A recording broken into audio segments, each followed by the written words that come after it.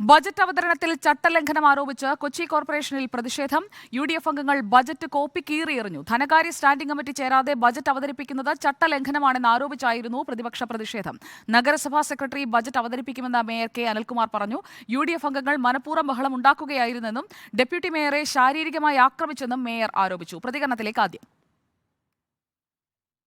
ഒരു വനിതാ deputy mayor അവരുടെ പ്രസംഗം വായിക്കാൻ തുടങ്ങുമ്പോൾ അതിനകത്തേക്ക് പുരുഷന്മാരുൾപ്പെടെയുള്ള അംഗങ്ങൾ ഇടിച്ചു കയറുകയും ശാരീരികമായി ആക്രമിക്കുന്ന നിലയിലേക്ക് കാര്യങ്ങൾ മാറി. അത് ഒരു കാരണവശാലും ഒരു ഡെപ്യൂട്ടി മേയറോട് ചെയ്യാൻ പാടില്ലാത്ത കാര്യമാണ്. അങ്ങേയറ്റം പ്രതിഷേധാർഹമായിട്ടുള്ള ഒരു കാര്യമാണ്. ഇത് മുഴുവൻ അലങ്കോലമാക്കുക എന്ന സമീപനത്തോടുകൂടി സ്വീകരിച്ച നടപടികൾ മുഴുവനും തെറ്റായ ഒരു സമീപനമാണ് അവർ സ്വീകരിച്ചത്. ഏതായാലും നിയമപ്രകാരം സെക്രട്ടറി അവതരിപ്പിക്കേണ്ട ബഡ്ജറ്റിന്റെ കണക്കുകൾ സെക്രട്ടറി ടേബിൾ ചെയ്തു. അതെല്ലാ കൗൺസിലർമാർക്കും കിട്ടി.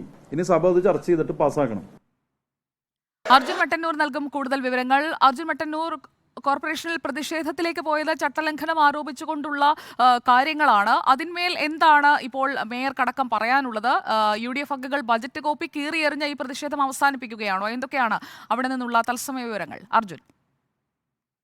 കൊച്ചി കോർപ്പറേഷനിൽ ഇന്ന് രാവിലെ 10:30ക്കാണ് ബജറ്റ്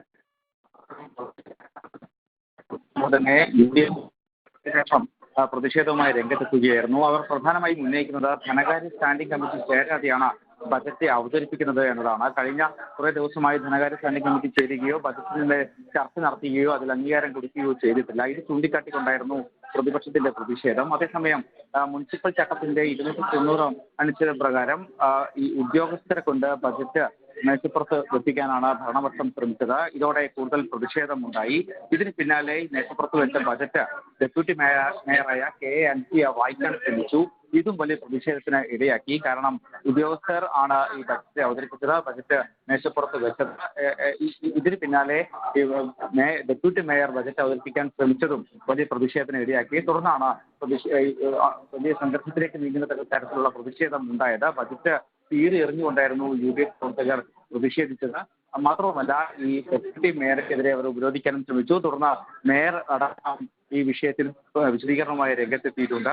മേയർ പറയുന്നത് UDF അംഗങ്ങൾ മനഃപൂർവ്വം ബഹളമുണ്ടാക്കുകയാണ്, ഡെപ്യൂട്ടി മേയറെ ശാരീരികമായി ആക്രമിച്ചു, ക്രിമിനൽ രാഷ്ട്രീയമുള്ള ചില കൗൺസിലർമാരാണ് ഇത് കാണിച്ചത് എന്നും പറയുന്നുണ്ട്. എന്തായാലും ഇപ്പോൾ ഈ ബജറ്റ് മേശപ്പുറത്ത് വെച്ചിരിക്കുകയാണ്. UDF പ്രതിഷേധം ഇപ്പോഴും തുടരുന്നുണ്ട്. കൗൺസിൽ ഹാളിന് പുറത്ത് മുദ്രാവാക്യ വിളികളുമായി UDF അംഗങ്ങൾ ഇപ്പോൾ തുടരുന്നുണ്ട്. എന്തായാലും ബജറ്റ് അവതരണം പൂർത്തിയായിരിക്കും. ഓക്കെ, അർജുൻ മട്ടന്നൂരാണ് വിവരങ്ങൾ നൽകിയത് കൊച്ചിയിൽ നിന്ന്.